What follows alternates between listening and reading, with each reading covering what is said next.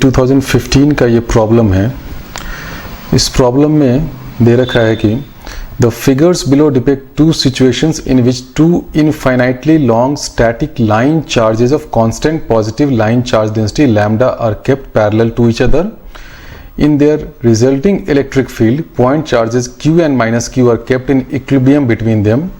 The point charges are confined to move in the x direction only, in this direction. If they are given a small displacement about their equilibrium positions, then the correct statements are. तो अब देखते हैं इस question में basically क्या दे रखा है कि आपको दो इनफाइनाइट लाइन चार्ज दे रखे हैं, उसकी चार्ज डेंसिटी लैम्डा है। इस इलेक्ट्रिक फील्ड जो यहाँ पे प्रोड्यूस हो रहा है उसमें एक सिनेरियो में एक प्लस क्यू चार्ज दे रखा है, दूसरे सिनेरियो में माइनस क्यू चार्ज दे रखा है, और दोनों चार्जेस को exactly in between these two line charges, यानी कि जो बिल्कुल मिड वे है वहाँ पे रख रखा है।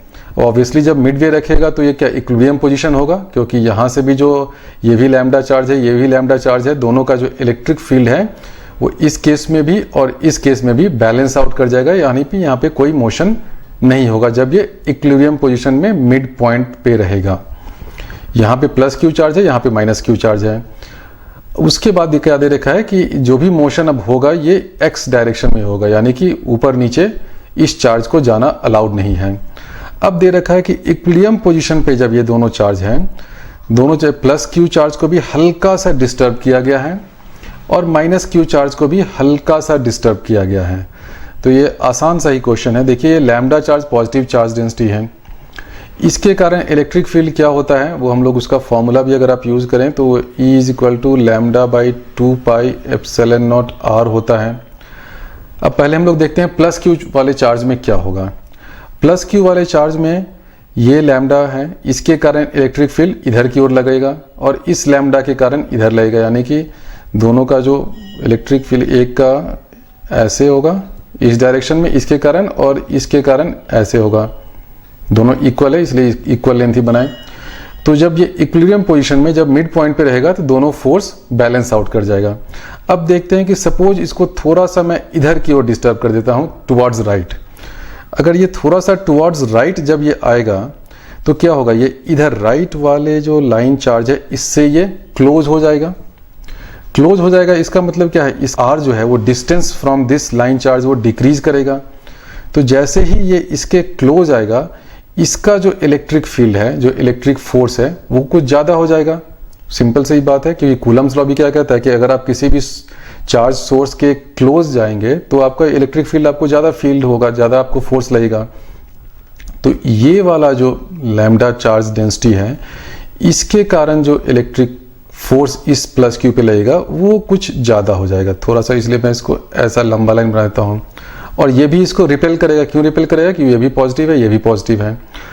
इसके कारण जो ये वाला जो लाइन चार्ज डेंसिटी है इसके कारण जो फोर्स है, क्योंकि अब ये इससे थोड़ा दूर चला गया है, ये डिस्टेंस थोड़ा बढ़ गया है, तो ये जो फोर्स है वो थोड़ा सा कम हो जाएगा, यानी कि जो इधर से जो फोर्स इस पे लग रहा था वो अभी भी उसको इस डायरेक्शन में लगेगा लेकिन थोड़ा कम हो जाएगा, यानी कि ये भी अभी यहाँ से रिपेल हो रहा है, क्योंकि ये भी पॉजिटिव चार्ज है, ये भी पॉजिटिव चार्ज रिपेल हो रहा है। तो इन दोनों का जो नेट इफेक्ट है वो क्या हो जाएगा कि इस डायरेक्शन में आपको एक फोर्स लगेगा। और हमने डिस्प्लेसमेंट किस डायरेक्शन में किया था, डिस्प्लेसमेंट हमने इस डायरेक्शन में किया था। तो डिस्प्लेसमेंट मेरा इस डायरेक्शन में है, टुवर्ड्स राइट है, फोर्स टुवर्ड्स लेफ्ट है, यानी कि एक रिस्टोरिंग फोर्स लग रहा है, यानी कि ये फोर्स बोल रहा है कि तुम वापस जाओ, तुम अपने इक्विलिब्रियम पोजीशन पे वापस जाओ, ये मेरी तरफ मत आओ। क्यों मत आओ, क्योंकि मैं भी पॉजिटिव चार्ज हूँ, तुम भी पॉजिटिव चार्ज हो, गो अवे फ्रॉम मी। तो इस इक्विलिब्रियम फोर्स के कारण यहाँ पे क्या होगा, ये SHM होगा, सिंपल हार्मोनिक मोशन होगा। अब आप कहेंगे सिंपल हार्मोनिक मोशन कैसे होगा। सिंपल हार्मोनिक मोशन के लिए तो हमें होना चाहिए कि F = -kx वो x के प्रोपोर्शनल हो, तो ये x के प्रोपोर्शनल भी होगा। मैं अभी इसको न्यूमेरिकली जब सॉल्व करूंगा तो ये x के प्रोपोर्शनल आ जाएगा for small disturbance when x is small. तो इस क्वेश्चन में जब ये पॉजिटिव चार्ज रहेगा तो इसमें SHM होगा। अब वही चीज देखिए नेगेटिव वाले में क्या होगा। जब ये नेगेटिव चार्ज है तो ये इसको अट्रैक्ट कर रहा है, ये भी अट्रैक्ट कर रहा है। तो इनिशियली तो दोनों जब इक्वी डिस्टेंस है तो दोनों का फोर्स बैलेंस आउट कर गया। ये जो फोर्स इधर की तरफ है, ये इधर की तरफ है, दोनों बैलेंस आउट कर गया, इस कुछ नहीं हुआ।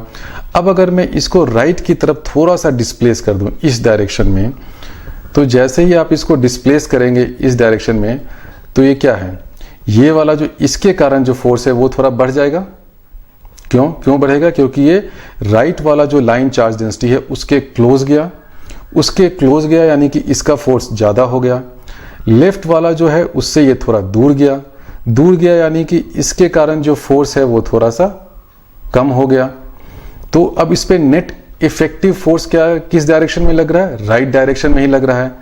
राइट डायरेक्शन में ऐसा डिस्प्लेसमेंट भी उसका राइट की तरफ था, तो यानी कि वो एक तरह से एक्सलरेट करने लगेगा। राइट की तरफ डिस्प्लेसमेंट भी हुआ, फोर्स भी राइट की तरफ लगा, और एग्जैक्टली जाके फिर जैसे ही हल्का सा डिस्प्लेस होगा, ये जाके सीधे ये पॉजिटिव लाइन चार्ज डेंसिटी की गोद में जाके बैठ जाएगा।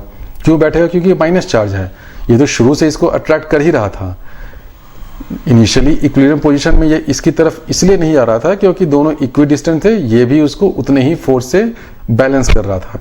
जैसे ही ये माइनस क्यू चार्ज इस वाले के क्लोज जाएगा, थोड़ा सा भी डिस्प्लेसमेंट होगा, इसका जो फोर्स है, राइट वाला जो लाइन चार्ज डेंसिटी है उसका फोर्स इंक्रीज करेगा, तो ये इसको अपनी तरफ अट्रैक्ट करने लगेगा। उसको रोकने के लिए जो लेफ्ट वाले का जो फोर्स है वो कम है। क्यों कम है? क्योंकि उसका डिस्टेंस बढ़ता जा रहा है। डिस्टेंस बढ़ रहा है, इलेक्ट्रिक फील्ड घटेगा, फोर्स घटेगा। तो इफेक्टिवली इस पे एक राइट डायरेक्शन में एक फोर्स रहेगा। नेट फोर्स जो होगा वो राइट डायरेक्शन में हो गया, डिस्प्लेसमेंट भी राइट डायरेक्शन में हो जाएगा, तो ये जाकर इसी डायरेक्शन में इसका जो मोशन है वो कंटिन्यू करेगा। यानी जो ऑप्शन इसमें करेक्ट होगा वो ऑप्शन सी होगा। Charge plus Q executes SHM while charge minus q continues moving in the direction of its displacement। अब ये SHM क्यों होगा? कुछ लोग ये सोच रहे होंगे, या जो बहुत ही ज़्यादा न्यूमेरिकली इंक्लाइंड रहते हैं उनको होगा कि नहीं SHM क्यों हो रहा है, उसको मैं न्यूमेरिकली कैसे प्रूव करूं। वो भी प्रूव करना आसान काम है। मान लेते हैं कि यहाँ पे इक्विलिब्रियम में डिस्टेंस जो है वो a है, ठीक है, यहाँ से लेके यहाँ तक a डिस्टेंस है। तो इनिशियली जो इलेक्ट्रिक फील्ड और जो फोर्स एक के कारण है वो क्या हो जाएगा? अब इसको मैं थोड़ा सा अगर x डिस्प्लेस कर दूं तो ये क्या हो जाएगा? Lambda by 2 pi epsilon naught. ये जो डिस्टेंस r है वो क्या हो जाएगा? a माइनस x हो जाएगा। अच्छा, अब इसके कारण जो इलेक्ट्रिक फील्ड है वो बाकी सब कुछ तो वही रहेगा, माइनस a प्लस x हो जाएगा। क्यों? क्योंकि अगर आपने इसको x इस डायरेक्शन में डिस्प्लेस कर दिया है तो यहां से जो है वो डिस्टेंस a प्लस एक्स हो गया। तो जो नेट इलेक्ट्रिक फील्ड है ये, जो कि इसका इलेक्ट्रिक फील्ड इसकी तरफ है, माइनस हो जाएगा क्योंकि दोनों ऑपोजिट डायरेक्शन में हैं। अब इसको अगर आप सॉल्व कर लें, ये जो अंदर वाला ब्रैकेट है, तो a प्लस एक्स को ऊपर ले जाएंगे और इधर a माइनस एक्स को, तो आपको आ जाएगा, ये तो टर्म रहेगा ही, lambda by 2 pi epsilon naught, ये तो रहेगा ही। ऊपर में आ जाएगा 2x, नीचे में आ जाएगा a square minus x square. क्योंकि अगर x को हमने स्मॉल लिया है तो x स्क्वायर वाले टर्म को हम यहाँ से हटा सकते हैं। इस टर्म को हटा देंगे तो आपका जो इलेक्ट्रिक फील्ड है, नेट इलेक्ट्रिक फील्ड, जो दोनों को माइनस आउट कैंसिल आउट करने के बाद है, वो x पे डिपेंड है। तो जो फोर्स है वो मेरा क्या हो जाएगा? फोर्स को आप सीधे Q इंटू ई लिख सकते हैं। तो फोर्स अगर लिखना हो तो इसको मल्टीप्लाई कर दे Q से, तो ये आपका नेट फोर्स आ गया जो इस पे लग रहा है। अब ये डिस्प्लेसमेंट के माइनस डायरेक्शन में है तो इसको मैं माइनस यहाँ से दिखा देता हूँ, जस्ट टू शो कि ये डिस्प्लेसमेंट जो x था उसके ये उल्टे डायरेक्शन में है। क्यों? क्योंकि ये वाला जो इलेक्ट्रिक फील्ड है जो इस तरफ लग रहा है वो डोमिनेट कर रहा है, उसका ये टर्म है। इसके कारण जो इलेक्ट्रिक फील्ड है, ये जो लेफ्ट वाला जो लाइन चार्ज डेंसिटी है उसके कारण इलेक्ट्रिक फील्ड थोड़ा कम है। दोनों का जो नेट निकालेंगे तो 2x आ जाएगा। तो F is equal to minus this time x।